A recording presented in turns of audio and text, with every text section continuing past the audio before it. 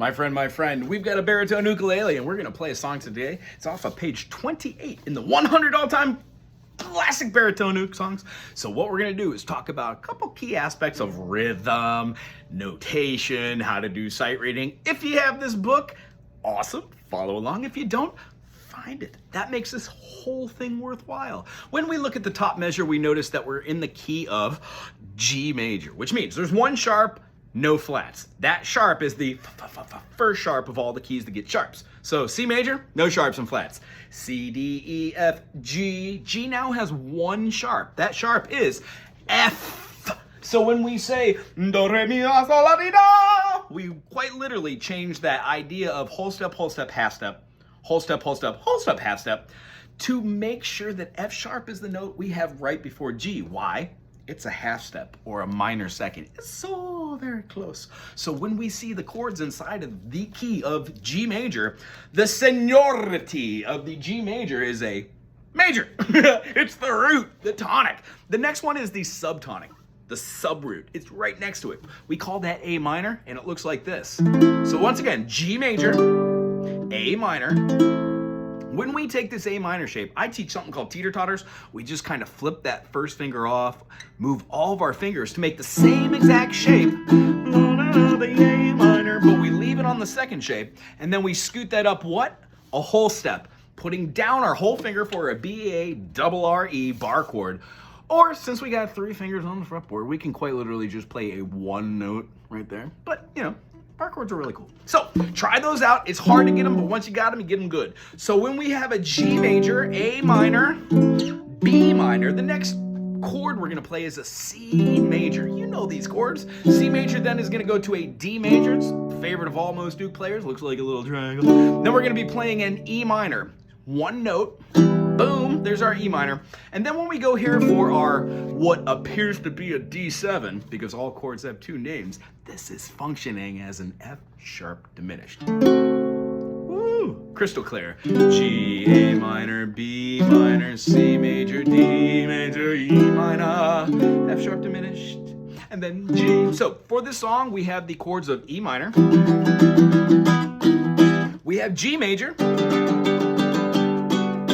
Have A major. This is a hard one. A lot of people play a digit, and then only have 1 digit for awesomeness. Nay, say I. Try and lay down 1 finger and play that, leaving that top string open as you possibly can. If you accidentally close that, that is just an A minor 7. No, that is incorrect. It's an F sharp minor 7. So what we would do, we'd be seeing that this A major as being something that we want to leave that top E string open. Cool? And then the next chord we're going to play is the C major. We know this one because if we started out on ukulele, it's the same as an F major. So if you're making the switch to a guitar and you just want to not worry about the 5 and 6 strings, or you're learning music for the first time, go slow, have fun. So the next chord we're going to play is one of the harder ones, but once you have in your tool belt of accessories, chords, you're gonna have a great time playing this one. First finger is gonna go on the D string to make a D sharp. Second finger is gonna go on the 2nd fret of the G string. And then when we put this down, it's gonna make an A note. We're gonna skip the B completely and then put our 3rd finger all the way up top here on the F sharp, thusly giving us a B7. Now this B7 also is a diminished chord. We'll talk about that later because chords have 2 names. Notes have 2 names. They're enharmonic equivalences. Whoop, whoop. Doesn't matter if you remember that.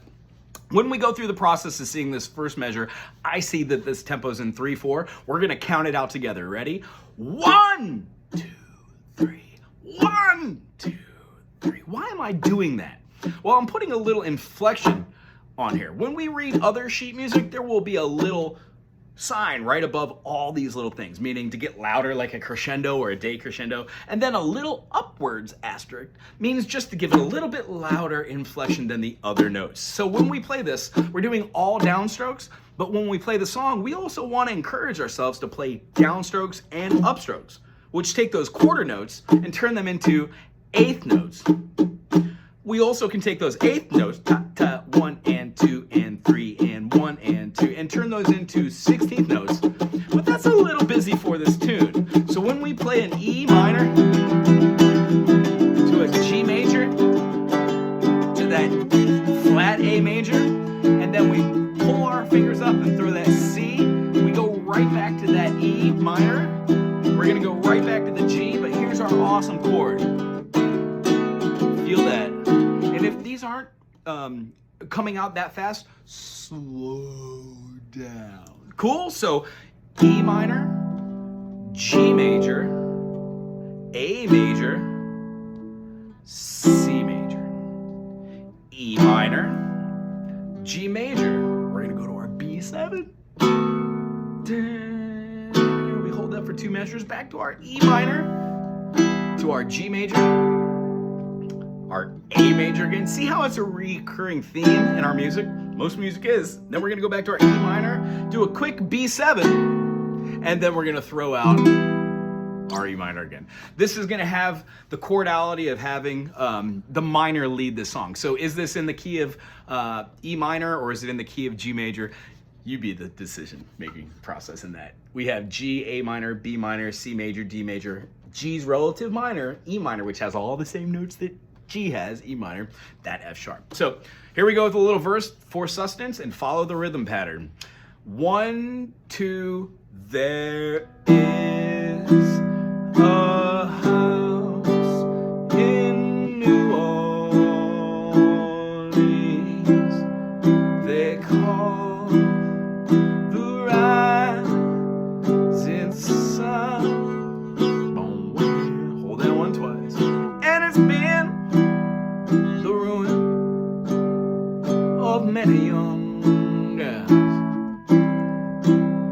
And me, oh Lord, I'm one.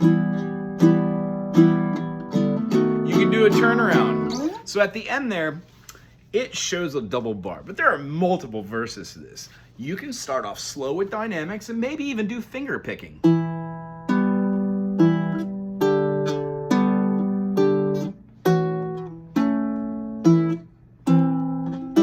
Concept there is you can do outside in through all of your chord structures, and then maybe change it up to have pluck the 2 low notes, pluck the middle notes, and then pluck the outside notes. Rhythm patterns for songs like these are a whole other video. If you enjoyed this, please thumbs up, subscribe, share this with somebody today, and then have a great day. Aloha.